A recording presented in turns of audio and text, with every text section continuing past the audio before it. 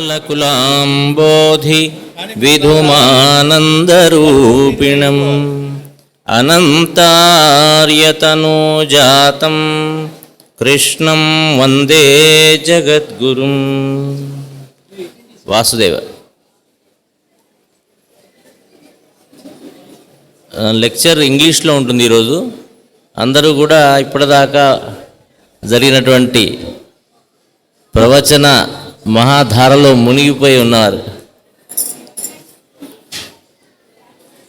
ఆ స్థితినే యోగ స్థితి అంటారు. ఎవరికి వాళ్ళు మర్చిపోయి అందరూ కూడా ప్రశాంతంగా విన్న స్థితినే యోగ స్థితి అంటారు. అటువంటి టాపిక్నే ఈరోజు మాస్టర్ గారు మన పాశ్చాత్య సోదరులు కూడా ఉండటంతో వాళ్ళకు కూడా అర్థమయ్యే విధంగా మాస్టర్ గారు ఇచ్చినటువంటి ఇన్ఫర్మేషన్ ఏదైతే ఉందో వాళ్ళకు కూడా అందే విధంగా ఇంగ్లీష్లో లెక్చర్ని డెలివరీ చేయమన్నారు. So we will take up this lecture in English.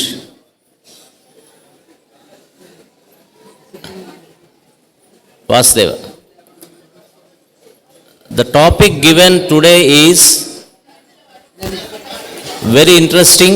Yoga and everyday life, and yoga and practical life. I think our brethren are able to hear me properly. The subject yoga, all the world is behind it. Everybody wants to know something about yoga, and everybody is trying to practice something or other by the name of yoga. And ages are passing, but still the puzzle of yoga is still remaining. Because yoga, the word yoga, the subject yoga has been taught by thousands of people through thousands of schools in various methods. But the difference what we observe in Master E.K.'s teachings is that such a complex subject, he made it so simple that it can be applied to our everyday life. Generally, there are a lot of complexes within us. We think that something when we apply in our life, so yoga, they think that it is a glamour, added glamour to them. Something additional qualification they got. But yoga, what actually the word itself means that the oneness. That means there is no other thing. Only oneness is left. Just now, a lecture was given on Bhagavatam. In that lecture, it has been told that Lord Vishnu, he ran for his disciple, devotee, to save him without even seeing for his vehicle to travel or whatever it is. As it is, he went on. That's called the 100%, giving 100%. Even the Lord is trying to do that. But we, generally, whatever work we do, we start it, many of them, they start it, and without any looking into it, without looking into the details, they leave it. Yoga itself is a subject. Whoever you ask here in this hall, everybody says, I have something knowledge about yoga, and I did this yoga, and I know that yoga. How these many yogas can be there when yoga itself is called oneness? That's what Master says. So, this is a lecture actually Master gave to European brethren in 1970s, something like that. And while listening to that lecture, it's a breathless lecture. He gives so sharp, and I really admire the European brethren in those days, how they could take such a subject within a span of 30-40 minutes wherein the humankind is trying to understand for years together, because the lecture was delivered by Master K in such a way, with such examples, so anyone can understand that. Let us try to understand that and try to imply that into our lives. Of course, without knowing, many of us are already into that course of life. So, Master, what he said is, yoga is nothing but oneness of our inner being and ourselves, what we call the so and so by name. He says, it is, there is no misalignment between the inner self, the God what we say, the Lord what we say, because everybody of us knows that we are from the God only. We have been taken birth to the same divine light, every one of us. If I have a lump of sweet and I break that into small pieces, taste will not change. Similarly, when we are from the Almighty God, one light, then how we can be different from Him? But it's not the thing happening. We are not such a divine light. Practically, while the divine light is there within us, but practically we are not behaving like that. What is the difference? Why it is happening? For this, Master gave a small example that if we see a magnet and iron piece, the chemistry of both these things is same, one and same. But one of that piece is behaving as a magnet and another piece is behaving as an iron piece, which even get rusted. What is the difference is only the arrangement of its internal particles of a iron piece. When they are properly oriented and arranged, it is behaving as a magnet. And such a magnet can also influence other iron pieces and make them also as magnets. We can make hundreds of magnets through one magnet.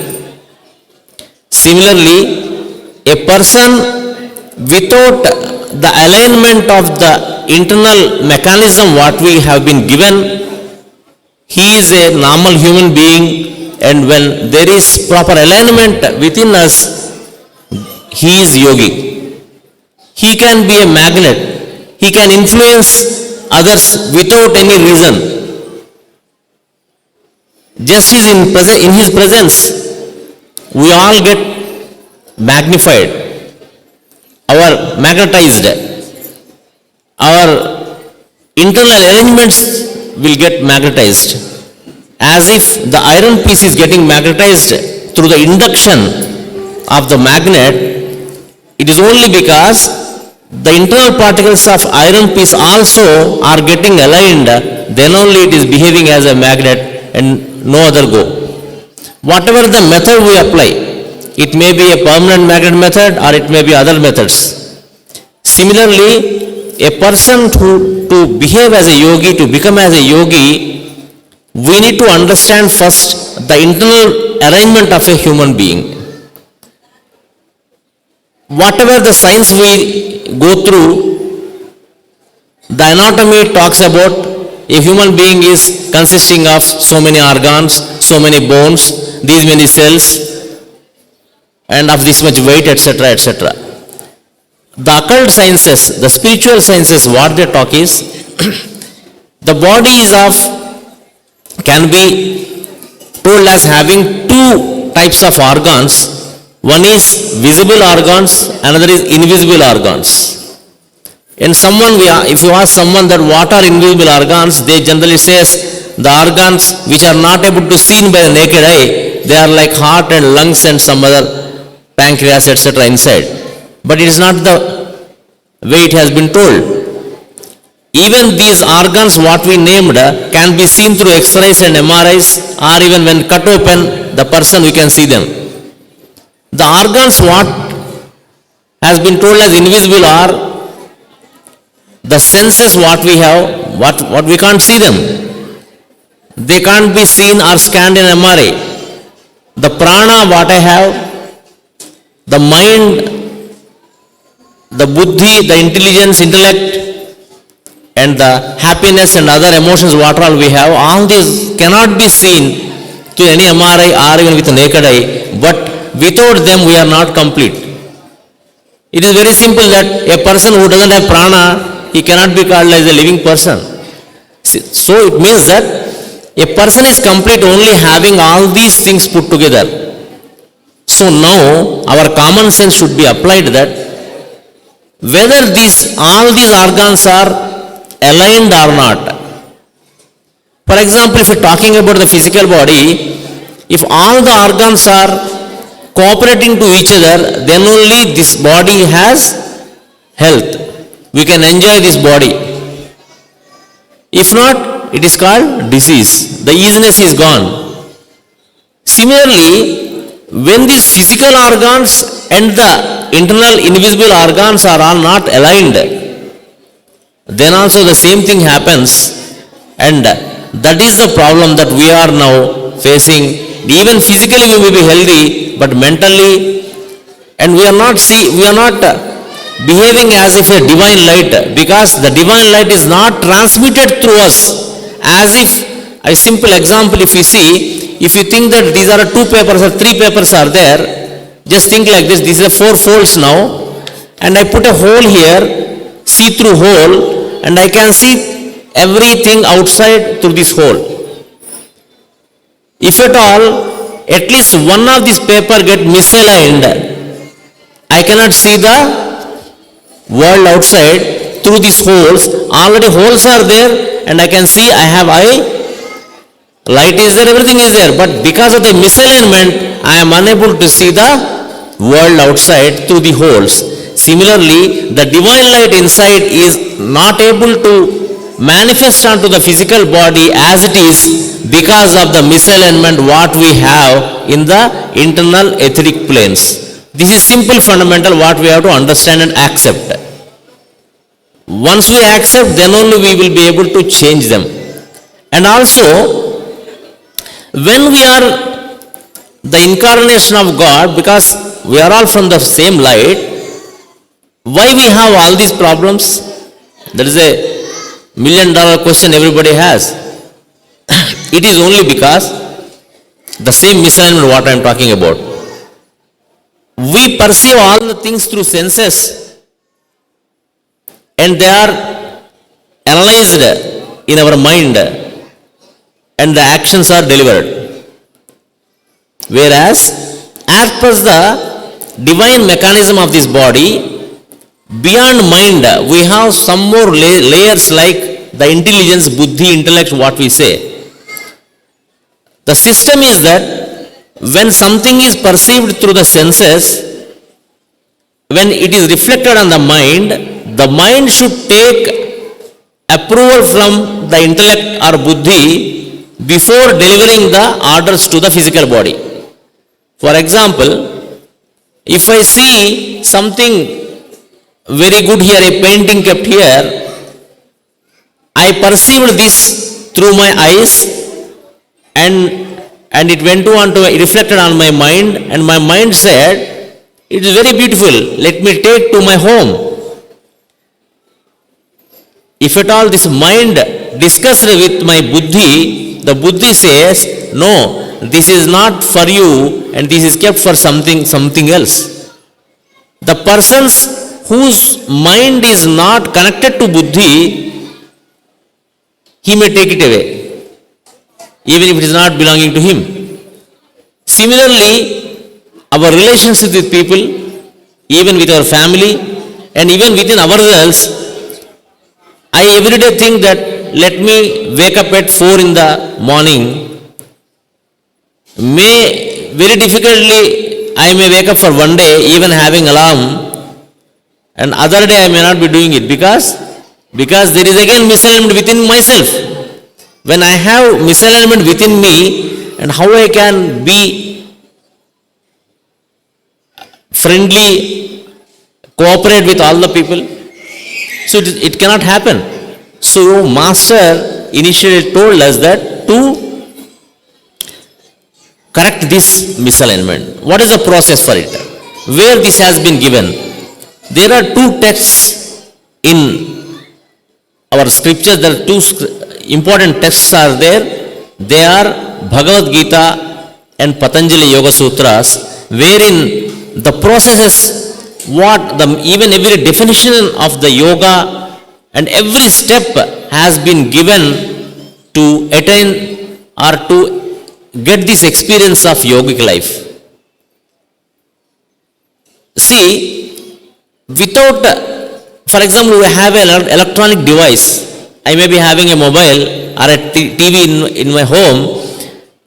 Without knowing the internal mechanism of my TV or a mobile, I cannot enjoy its full fruits. Na? Just I may be using it for small purposes, small telephone calls or whatever it is. But it may be having lot of potential inside which is hidden. Because it's not hidden, it is only because that I am ignorant towards it. Similarly, for this body, is the same dynamic body which is there to me, and the Master was sitting here and the Divine Master is there, and the avatars, whoever it is, having the same body, why they are so divine and why I am not? That question should arise first in us. This is because only that misalignment what we are talking about, and we never try to understand what is this body actually. What a mechanism is there in this body, we have never tried. So Master advised us, suggested us to go through the texts given in Bhagavad Gita and Patanjali Yoga Sutras. In Patanjali Yoga Sutras, the word itself says sutras, these are formulas, that is instructions. It has been given that do this, do this, do this. 100% result will be there. But this is the instructions given in that. Whereas in Bhagavad Gita, Master says, along with the instructions, he gave the application part of the yoga. So that is what we require. So Bhagavad Gita is very important in our lives to go through, and that should be a text. Because until unless we have that experience of yoga, we cannot derive happiness out of this given body, given life. So it is because happiness, we try to search for happiness in many, I am happy by purchasing a mobile, I am happy by purchasing a car, I may be happy by having children, I may be happy by having a promotion in my office, having money and all. If you see, when internally we are not happy, all these things cannot make us happy. For example, internally I am happy, then only while sitting in my room and with my children, I will be happy. So that happiness, what we are perceiving through our emotions and senses and analyzing on the mind part, is not of permanent in nature. The permanent happiness is there beyond it. So to unlock that, Master gave us a methodology. If you are ready to know that, I want to explain what he has given to unlock this, and everybody can be a divine being. That's what Master gave us, because he cannot be a master who talks about problems. He is a person can be called master who gave us solutions even. There are many people in this world who talks about problems and never they give us solutions. Our problems are their property. They earn money through pointing out the problems, no solutions. The Master gave for every solution to us. In this, he gave a very simple solution, even which we discussed earlier. So yoga should be our life. It is not just simple 1 or 2 hours of practice every day what we do. As if we are living with this body not for 1 or 2 hours, we are living with this body all the time. So, and also one more point just I want to tell you, when we talk about the divine inside, one small example I many times keep on telling this because I like that, and it gives us realization about our inner selves. If you are listening to me properly, let me try to explain you one small example.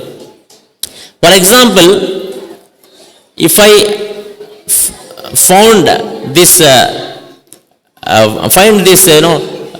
bunch of papers here, and you people are sitting there, I ask someone, whose bunch of papers is this? Then someone may raise the hand. Generally not all, because you are all good people. In some areas, some 10 people may come that it's mine, but as we all are called poised people, so only one may raise their hand. Then I call them here and I show him, and I'll hand over this bunch of papers to him and tell that this belongs to him. Now, having one more question, that I picked up his hand and raised that hand, and I asked him, whose hand is this? He says, it is mine. Then again I am showing him and telling that this hand belongs to that fellow. Now I have another question. I have shown his body, physical body, and asked him, whose body is this? Generally what is the answer? Can anyone tell? Everybody, I think, will tell that it is mine. Even whatever the language it is, it's not that in English it is told like that. In Telugu also it is nadi, it's mine. So then, when a bunch of paper, I am asking that it is mine, so I have shown him his physical body, and now I am asking his physical body and he is telling it is mine, then who are you? That is my fourth question. That means, he realizes that I am someone inside, speaking through this body, but I am not this body. This is the first realization we should get. With this small example, Master made us to understand that the physical body is not you, and you have the physical body. You have the physical body. You are identified through the physical body, but you are not the physical body. This is the first understanding we should get to live happily and to lead yogic life. While having this in the back of the mind, now what is the misalignment between the physical level senses and the real bliss what is there inside, and how that misalignment can be removed? For that, Master gave a 15 minutes exercise every day. Again, when I say the exercise, yoga means exercise only. Generally everybody has the idea that yoga means doing some asanas, physical asanas, whatever they may be, and nothing more. Yoga is not simply that. Of course, the physical asanas are also the part of yoga, because the physical asanas are required to keep my physical body fit for enjoying the fruits of this life. Accordingly, the asanas are required, but it's not the exercise what I am talking about asanas only. Most important problem is what we have the misalignment. To clear this misalignment, he gave 15 minutes of small exercise to be done. In that, he made that into 5 minutes, 5 minutes, 5 minutes. 15 minutes are divided into 5 minutes. The first 5 minutes, he said, to observe your respiration, how it is happening, how it has to be done. He advised us to sit in a comfortable posture, a comfortable place, and sit very comfortably. Just observe how the respiration is happening. That's the first thing he told to do for 5 minutes. Then after next 5 minutes he told us to regulate this respiration. What is the regulation? What to be done? He clearly explained there. If we see a small baby who took birth, when she is respiring, her stomach, abdomen, if you see abdomen, when she inhales, abdomen is going up, and when he exhales, abdomen going down. We observe a rhythm there. It's a rhythm, rhythm, which is a rhythm. There is a rhythm. But whereas when we grow up, in all these years, every day we pass through lot of emotional disturbances. Sometimes we are happy, sometimes we are angry, sometimes we are having many types of emotional things. And during these emotions, our respiration rhythm gets disturbed. Whatever the rhythm disturbs, it gives out unhappiness. Simple. Example, the painting just we saw, it was so beautiful because the shapes what she has portrayed there, they are all of symmetrical. One person is beautiful is only because that all his organs are proportionately made. If a recipe is tasty, it is only because the ingredients were properly put and proper timely they were put, and there was a synthesis of all these ingredients that gave out the taste. Similarly, the painting and all these things. So wherever there is aberrations, wherever there is misalignment, similarly in the iron piece, when the magnet's internal orchestra got disturbed, that is behaving as an iron piece. Similarly, when our internal respiration also get the disturbance, that leads to diseases. So, Master said, this is the most important thing what he said is, to regulate this, first you are observing what is happening, how it is happening. Important thing is also how it is happening. Then regulate it for 5 minutes, so that whether when you are inhaling, you are fully, your abdomen is coming out and it's going, and rhythm is, it is a rhythmic or not. That's what we have to do for the next 5 minutes. And the third 5 minutes he said, most important sound, he said, how you call the Lord. There is only one word to call the Lord. For example, someone has to call me, they call me by name, my name. But for the Lord he said, one sound is the key to call the Lord to you and awaken the Lord inside you, is that is Om. It is clearly written.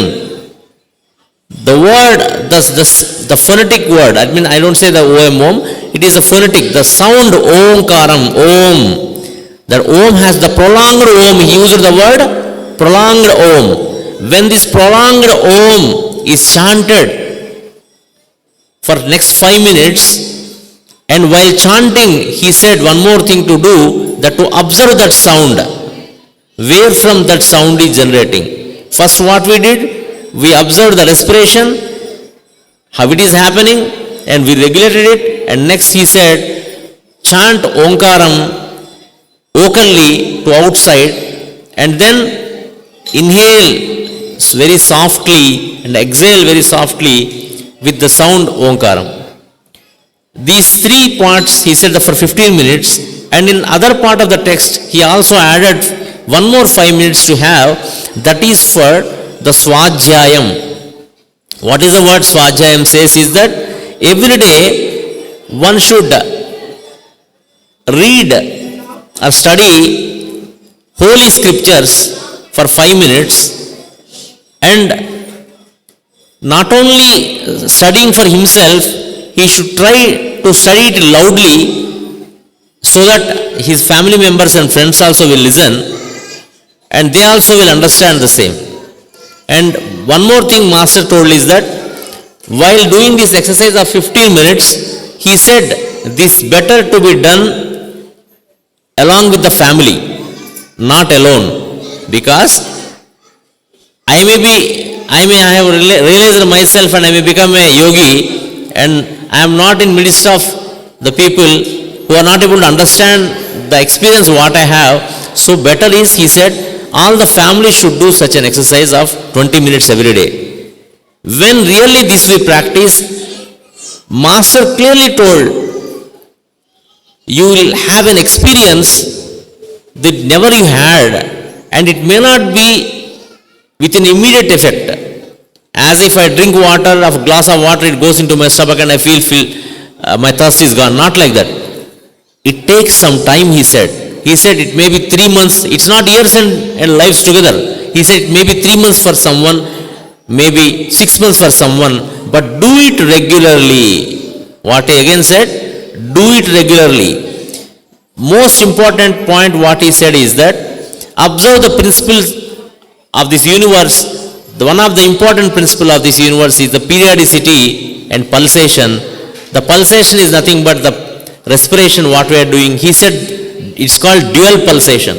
So this pulsation, it should be in a rhythmatic manner, and to have this periodicity and regularity is most important. So he said every day, preferably at the same stroke of the hour, he said.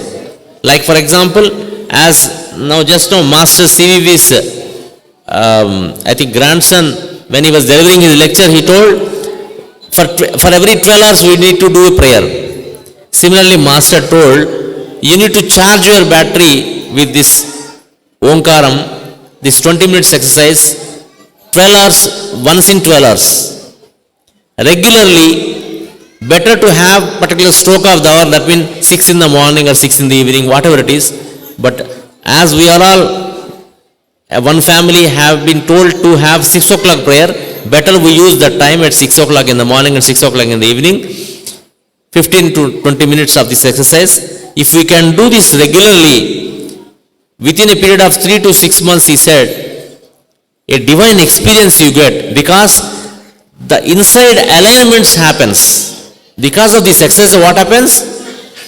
The internal invisible organs and visible organs get aligned, and the divine light within inside, where I was unable to look into the world as with the misaligned bunch of papers, similarly, when I have the misalignments within the invisible organs and the visible organs, I will not be able to experience the divine light. Actually, we are divine light. That means I have a good diamond with me, but I am unable to utilize it. Similarly, the divine light, we are unable to experience it. And it's most important in that, for example, someone did this and he has some experience, and he tried to explain to others his experience. It is not possible, because experience cannot be shared. Experience can only be had on their own. For this, what more time left for me? For this, a small example Master told, 5 minutes. Master told a small example. Someone from Dubai or Arab country, he came India, he ate a mango. You know, mango, in India we have mangoes, and the taste, he was trying to explain to his friends there. No one is unable to understand the taste, because taste can't be understood, can't be explained, it's only experienced. So what he did is, he took his bird and put a syrup of sugar, tamarind, and all these things, and put it, and he kept his bird there, bird, and asked him to chew that. So he tried something to do to make him to experience the taste of mango, because he doesn't have mango with him. Similarly, yoga is an experience. It is not an achievement or attainment, what he said. And in the last 2-3 minutes, I importantly tell, because Master gave some to-dos to a person who is in yogic life. I just read it out because the time is not much now. He said, a person who is in yogic practice should have an attitude of harmlessness. I think you understand that. And next, the kindness and goodness, these qualities are to be practiced. Truthfulness should be there within, because these are all required to be practiced. Truthfulness is not only speaking truth, but it is nothing but to live truthfully. Living a detached life. For that he said, live like a cashier in a bank.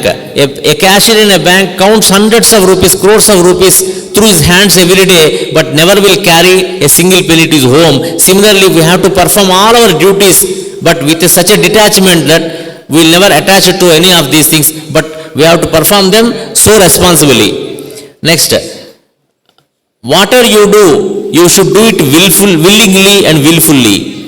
Whatever you are not convinced to do, you should not do. And whatever you are convinced that it is not correct, you should stop doing it. If you help anyone, help with your heart, but not with your mind. Speak with your heart, not with your mind. Let your life be a life of love and not life of intelligence. Let your have purposive way of living, the only purpose being the higher life and living with the Lord. Do not react, but respond. See, if you have any thieving instincts in you, thieving means, stealing something. Thefts are not only physical and even at mental and intellectual level, he said. Be careful if you are finding defects in others' behaviors. He many times told, live like a honeybee, not a housefly. If you have a big garden, having small debris there, the housefly goes on to that debris. Whereas a honeybee, if there is a mountain of debris and only one small flower, it goes and sits on the flower. Similarly, every person may be having various types of qualities, but try to see the goodness in him. That's what Master told. Try to live a honeybee life. Take delight in narrating the good incidents of others many times. If something good you saw, narrate them, tell them. Do not comment anyone in his absence. And in the absence of others, you call him and tell him what you feel wrong. While doing your job, you do it giving 100%, not for the salary, but for the purpose of it. That's called Karma Yoga. You can live with your wife or your husband, but your impressions and your glamour towards other person should be made passive. You can be with your children, but the idea to possess them should be taken off. Nowadays, the children is their life. It is a responsibility, but don't possess them. This is very important. Keep the body and mind clean and pure. Don't accumulate either physical or mental garbage. Make it a point to read from one of the scriptures. It is the only way to approach the Lord into yourself. Let it be one sentence or one paragraph, and read and think about the meaning and import of a scripture, and then daily utter Om and listen to it according to the instructions given and told earlier. Gradually develop good quality, God qualities while doing all these exercise what Master told. And in the last Master told, but it's not very, it is very important, is that have some good work in your hand. What is good work?